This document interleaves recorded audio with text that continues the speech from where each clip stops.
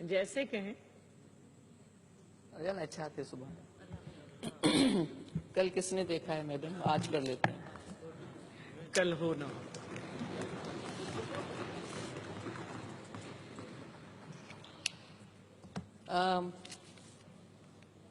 जेको कुछ इन वक्त खां पहिरीं थियो आहे, उन में को न को सुठो तासिर हिते बीठो ऐं न कोई अपोज़िशन खे इन ॻाल्हि ते का ख़ुशी आहे त उहो पंहिंजो हाउस छॾे ॿाहिरि वञे। पर कुझु ॻाल्हियूं अहिड़ियूं थियनि थियूं जेका हुकूमती जेके हुक्मरान आहिनि उन्हनि खे दरियादिली जो मुज़ाहिरो करणु खपे, वसी नज़रिए जो मुज़ाहिरो करणु खपे।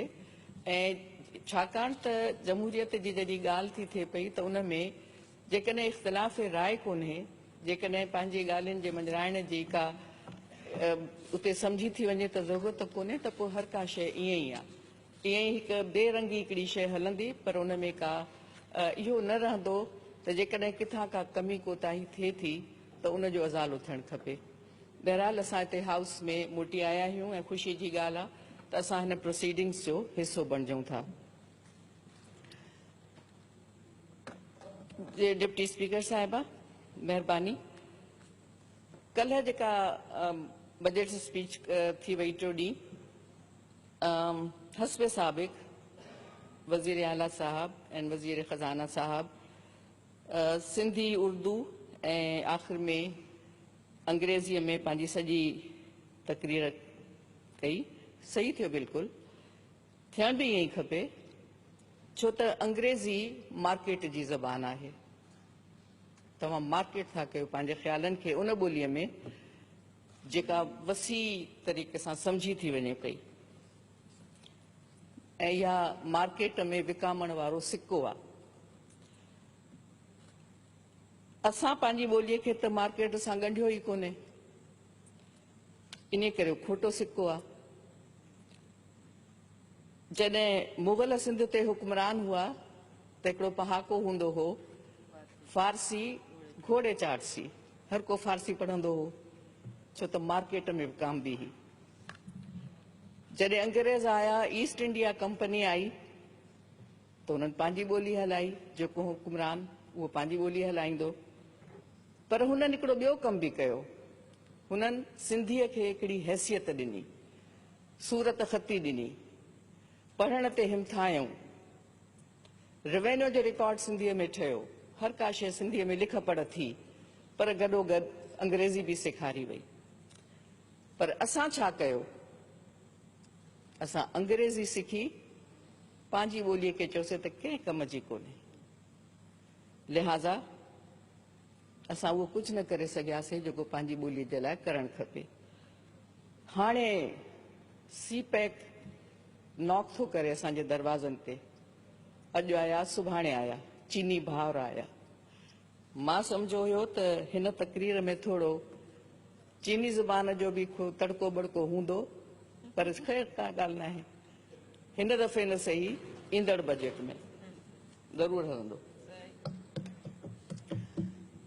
मोहतरमा, बजट 2017 ऐं 18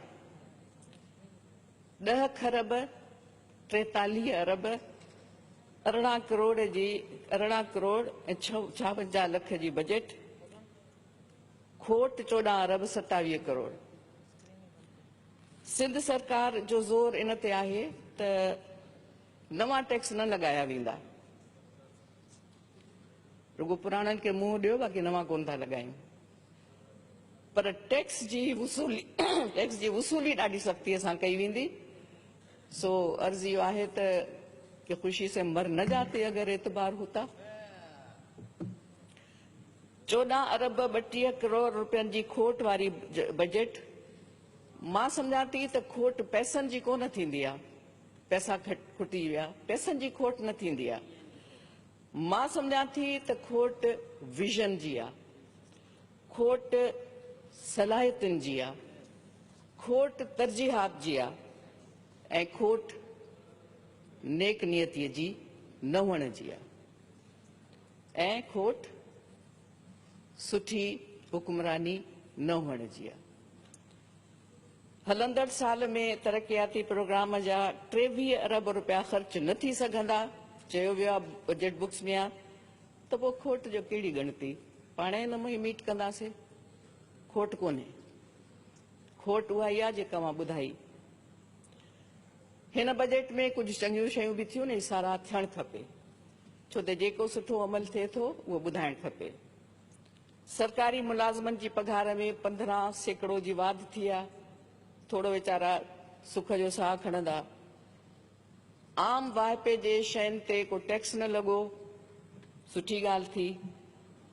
पोरियतनि जी घटि में घटि पघार 15,000 कई वई आहे, तमामु सुठी जी ॻाल्हि आहे। उन ते अमल केरु कराईंदो, इहो पोइ जो किसो आहे। मैट्रिक खां इंटर ताईं शागिर्दनि जे सालियानी फी माफ़ कई वई आहे, जंहिंजे करे ग़रीब शागिर्दनि खे तालीम हासिल करण में आसानी थी वेंदी ऐं उन जे लाइ 1 अरब रुपया रखिया विया आहिनि। तमामु सुठी ॻाल्हि आहे, पर तालीमी मयार जो छा थींदो उहो हिकु तमामु वॾो सवाल आहे, उन जी का गारंटी कोन्हे। इन ॻाल्हि खां पोइ मां सभिनी खां पहिरीं जेको मामिलो तव्हांजे साम्हूं रखणु चाहियां थी, उहो आहे कम्युनिटी डेवलपमेंट प्रोग्राम, जंहिंखे अॻे चवंदा MPAs फंडिंग, जेका उन्हनि खे ॾींदा हुआ त पंहिंजी पंहिंजी कॉन्स्टिट्यूएंसी में तव्हां कुझु तरक़ियाती कमु करायो। पर पोइ कोर्ट जो इहो डिसीशन आयो त MPAs खे कहिड़े शौक़ में, कहिड़ी ख़ुशीअ में था इहे पैसा ॾियो, लिहाज़ा उनखे नयो नालो ॾिनो वियो सस्टेनेबल डेवलपमेंट गोल्स अचीव करणा आहिनि ऐं कम्यूनिटियूं पंहिंजे हिसाब सां पंहिंजा पंहिंजा प्रोग्राम्स ॾींदियूं।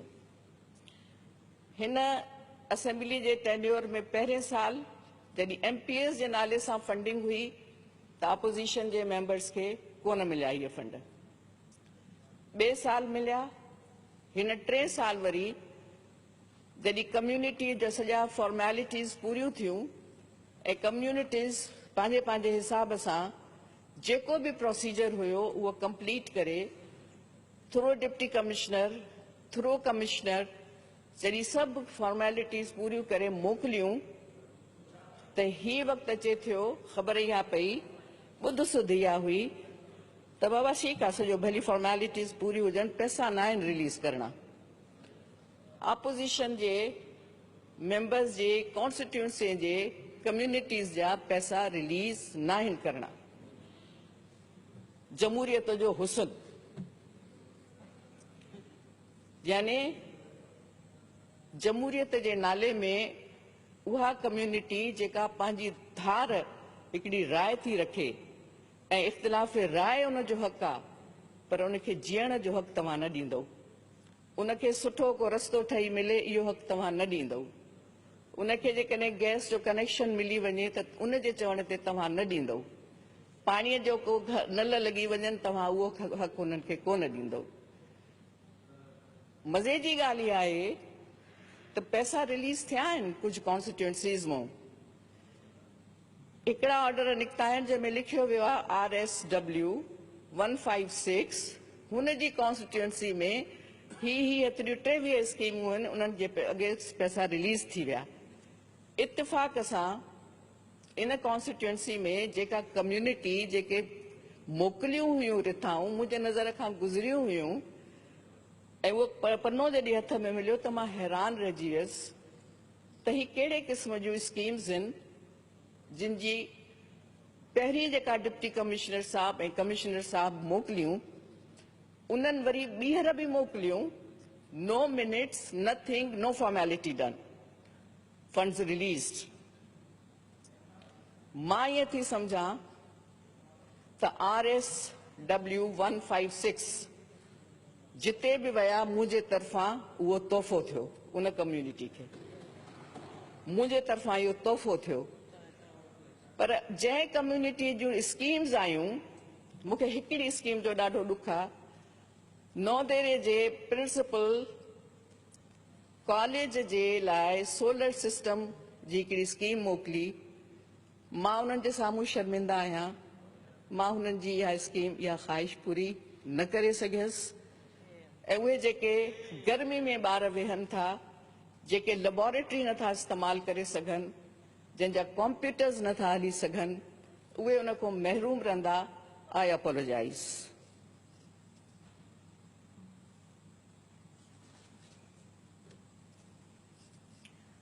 मोहतरमा, तालीम जी तरक्याती बजट में 23 सैकड़ो वाध, तालीम लाइ 1 अरब 12 करोड़ 80 लख रुपया रखिया विया आहिनि। पर वर्ल्ड बैंक जी रिपोर्ट मुताबिक़ अॼु बि 77% स्कूल तबाहालीअ जो शिकार ऐं बुनियादी सहूलतुनि खां महरूम, ऐं असांजो हाणे कंपैरिज़न जेको कयो थो वञे उहो बलोचिस्तान खां बि घटि आहे। तालीमी बजट त वधी, तालीम मयार में कमी आई आहे, उनखे केरु वधाईंदो? तालीमी इमरजेंसी सिंध में लॻी, पर उन जा अहदाफ़ कहिड़ा हुया, टारगेट्स कहिड़ा हुया, गोल्स कहिड़ा हुया, असां अचीव छा पे करणु चाहियो? छा असां छोकिरियुनि जी उन में दाख़िला अचीव करणु पे चाही? असां मास्तरनि जी हाज़िरी यकीनी बनाइण पे चाही? असां मिसिंग फैसिलिटीज़ खे हिकु दफ़ो पूरो पूरो करण पे चाहियो? कहिड़ी इमरजेंसी असां लॻाई आहे ऐं घणनि सालनि जे लाइ लॻाई, ऐं उन जो छा असांखे नतीजो मिलियो, असांखे का ख़बर न आहे अञा ताईं। जेको बायोमेट्रिक सिस्टम इंट्रोड्यूस थियो, उन जा वरी जेके छा चइजनि आफ्टर शॉक्स, आफ्टर इफेक्ट्स, उहो वरी उन्हनि मास्तरनि खां पुछो जंहिं जूं बदिलियूं थियूं थियनि पयूं। It has become over centralize system. हिकिड़े जो बदिली थी, जेसि ताईं वरी उहो कंहिंखे मिंथ करे सिंध सेक्रेटेरिएट पहुचे, एसओ साहब कंफर्म करे, तॾहिं वरी उन 6 महीननि खां पोइ उनजी पघार थी खुले पई। थोरो इनखे ॾिसो, मॉनिटर कयो। It's a system which is not actually working.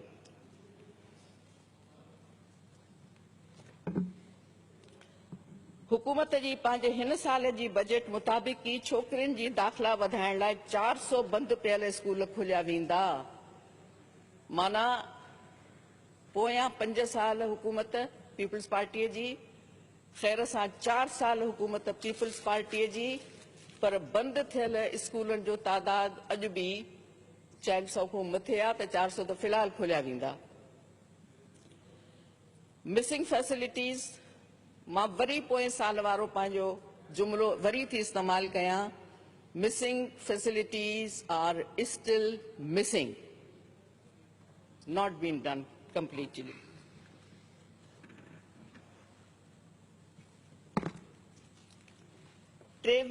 Higher secondary school outsource, this is the word which has been used CM साहब जी तकरीर में, आउटसोर्स्ड। केॾे अफ़सोस जी ॻाल्हि आहे, पैसा हुकूमत जा, अमलो हुकूमत जो, मास्तर हुकूमत जा, फैसिलिटीज़ हुकूमत जूं, पर एहलियत कोन्हे। असां पंहिंजे स्कूलनि खे नथा संभाले सघूं। We can't do this. This is a pity. शर्म जी ॻाल्हि आहे। आउटसोर्स, बाबा तूं करे ॾे, महिरबानी कर, स्कूल सुधारे ॾे। तव्हां छो नथा का स्कीम ठाहे सघो जंहिंमें तव्हां मॉडल स्कूल्स ठाहियो? हिकिड़े ज़िले में हिकिड़ो स्कूल ठाहियो, सॼियूं पंहिंजूं सभु सलाहियतूं उन्हनि ते इस्तेमालु कयो, रिसोर्सिस इस्तेमालु कयो। छो नथा करे सघो? आउटसोर्स। आई डोंट नो, ईअं न थिए त कंहिं ॾींहुं हुकूमत बि आउटसोर्स करे ठीके ते हलाई वञे।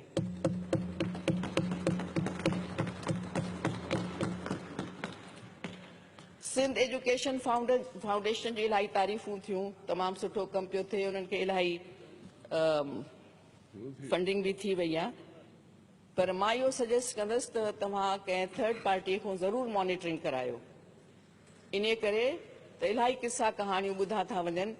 हिकिड़े कंहिं माण्हूअ जे नाले ते 13 स्कूल आहिनि, मास्तरनि खे पघारूं नथियूं मिलनि, कहिड़नि बिल्डिंग्स में था इहे स्कूल हलनि, उते थिए छा पियो?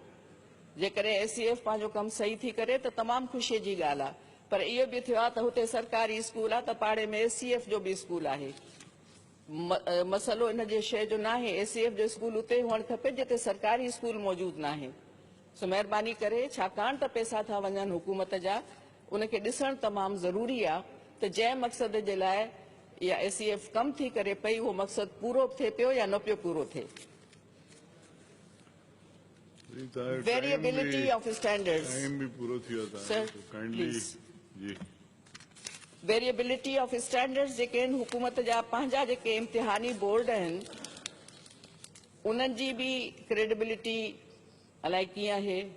पर असां वटि हिते कैम्ब्रिज सिस्टम बि आहे जिते ए लेवल ऐं ओ लेवल पियो हले।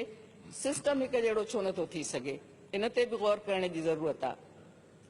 निसाब बहितर ऐं वक़्त जे तक़ाज़नि मुताबिक़ छो नथो थी सघे।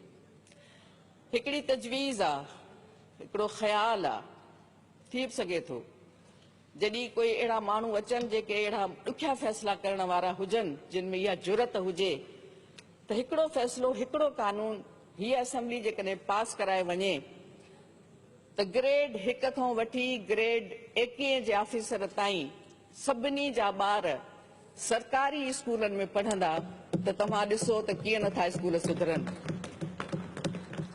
जॾहिं सेक्रेटरी तालीम जो ॿार टुटल छत जे हेठों वेठो, भगल सीट ते वेठो ऐं गरम पाणी पीताईं, तॾहिं ख़बर हुनखे पवंदी त स्कूल कीअं सुधारिजे। सोचो इन ॻाल्हि ते। कॉपी असांजो वॾे में वॾो मसइलो आहे।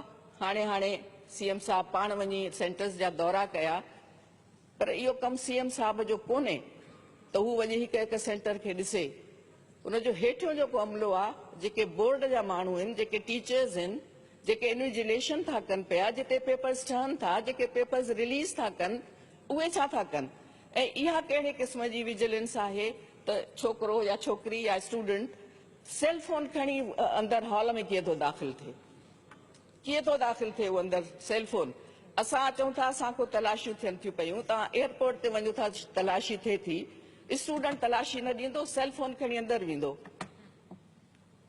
किथे आहे असांजी एडमिनिस्ट्रेशन? जनाबे वाला तमामु सुठियूं ॻाल्हियूं ॿुधण में आयूं त लेडी हेल्थ वर्कर्स खे पके करण जा ऐलान थिया आहिनि। हिन साल बि 25,000 लेडी हेल्थ वर्कर्स खे पको कयो वेंदो।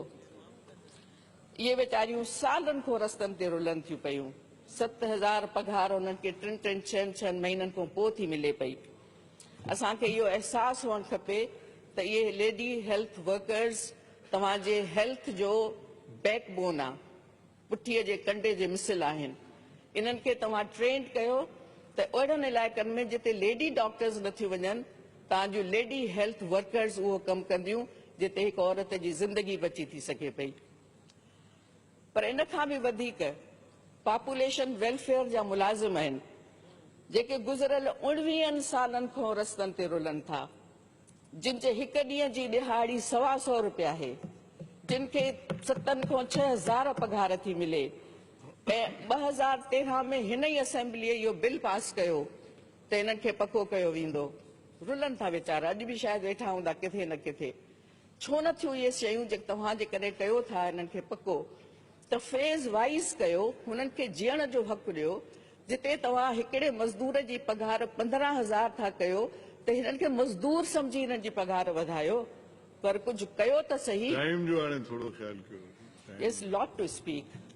Please, give me 5 minutes. Few minutes. Okay. Nisar खोड़ो साहब पंहिंजो टाइम मूंखे ॾींदो।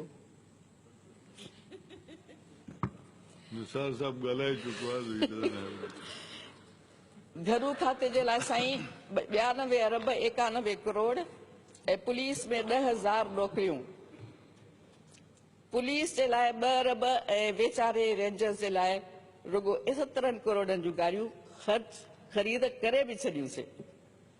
पर घरू खातो फ़िलहाल त पंहिंजे अंदरूनी ख़लफ़शार में मुब्तला आहे। IG खे किथे उछलाइनि सम्झ में कोन थो अचेनि। हिकु ऑफिसर खे डिग्रेड करण जे लाइ सर्विस रूल्स में तब्दीली पई आंदी वञे। शहर छॾे त मोकल कंहिंखां वठे, इहो मसइलो आहे असांजी हुकूमत जो। सो जॾहिं घरू खाते जे पंहिंजे रंधिणे जो रोलो पूरो थींदो त उन खां पोइ उन ते तबसरो कबो। CPEC जे तहत थींदड़ तरक़ियाती रिथाउनि ऐं उन लाइ चीन मां ईंदड़ जेको अमलो हूंदो, उन जी हिफ़ाज़त लाइ 3,000 सिपाही असां ऐं तव्हां बेअमान। बाक़ी जेके कल्चर जूं हिकिड़ी स्कीम्स आहिनि, उन में कोट DG जो म्यूज़ियम जेको आहे सो 2003 में हिकिड़ी स्कीम आई आहे ऐं अॼु 17 में पिया हलूं, म्यूज़ियम न ठही सघियो आहे। कोट ॾींहुं किले जो म्यूज़ियम। मां सम्झां थी त जॾहिं कोट ॾींहुं जो किलो ठहियो हूंदो उनखे बि एतिरो वक़्तु न लॻो हूंदो जेतिरो बजटेड स्कीम जेका आहे सा 3 सालनि खां पूरी न थी आहे। रफ़्तार तरक़ीअ जी रफ़्तार जो अंदाज़ो लॻायो। एंटीक्विटीज़ महकमे जे 3 ऑफिसुनि कराची, जामशोरो, सखर 10 सालनि में बि मुकमल कोन थियूं आहिनि। मेठाराम हॉस्टल जंहिंखे असांखे रिनोवेट करणो हो 7 सालनि में कोन थी सघी आहे। इन खां अलावा हिकिड़ी मुबारकबाद इहा सुठी ॻाल्हि थी जो Majid Bhurgri institute of engineering language Hyderabad जे ठाहिण जी तव्हांखे मुबारकबाद हुजे।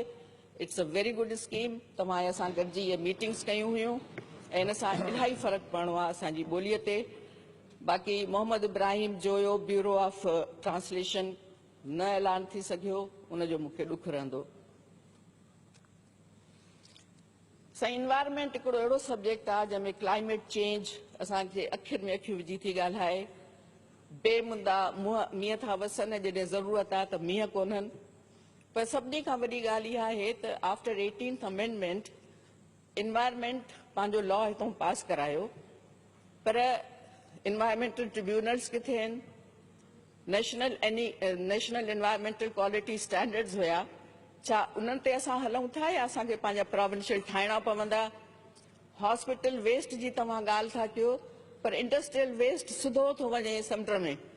उनजे लाइ किथां ट्रीटमेंट प्लांट ठहंदा, कहिड़े कानून तहत ठहंदा, इहा ॻाल्हि कोन थी अचे। वाइल्ड लाइफ फॉरेस्ट हिकिड़ो शेर आहे त देख में मार परिंदे भी रहे घर भी रहे। देख में मार परिंदे भी रहे घर भी बने, नक्शा ऐसा हो कोई पेड़ गिराना न पड़े। असां कटे कटे कटे हर का शइ। हाणे साईं आख़िर में तव्हां छो त मूंखे नथा ॻाल्हाइण ॾियो, वन लाइनर इलाही हुया, मां ॻाल्हाइण मां सम्झां थो तव्हां काफ़ी ॻाल्हायो आहे, but we had already everybody agreed on fixing 10 minutes for every हाँ speaker. sir, all the rules We are applied spoke on more us. than 10 minutes, so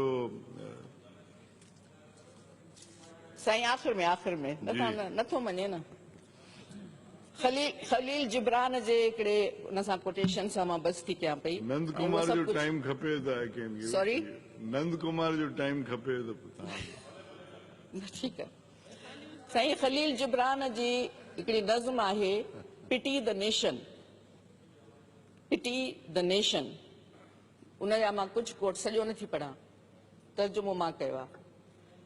क़ाबिले रहम आहे उहा क़ौम जंहिं वटि अक़ीदा त घणा आहिनि पर दिलियूं यकीन खां ख़ाली आहिनि। क़ाबिले रहम आहे उहा क़ौम जेका लॿाड़ीअ खे पंहिंजो रहबर ऐं चमकंदड़ तलवार वारे फातेह खे पंहिंजो अन्नदाता थी सम्झे। क़ाबिले रहम आहे उहा क़ौम जेका बज़ाहिर त निंड में बि हविस ऐं लालच खां नफ़रत थी करे, पर आलमे बेदारीअ में मफ़ाद परस्तीअ खे पंहिंजो शुआर थी बणाए। क़ाबिले रहम आहे उहा क़ौम जंहिं वटि माज़ीअ जे यादगिरियुनि ते फ़ख्र करण खां सवाइ ॿियो कुझु बि कोन्हे। ऐं क़ाबिले रहम आहे उहा क़ौम जंहिंजा अहलो दानिश वक़्त जी गर्दिश में गूंगा ऐं ॿोड़ा थी वञनि। ऐं क़ाबिले रहम आहे उहा क़ौम जेका टुकरनि ऐं गिरोहनि में विरहाइजी वञे ऐं उनजो हर तबिको पंहिंजो पाण खे क़ौम सम्झे। महिरबानी। सैयद मुराद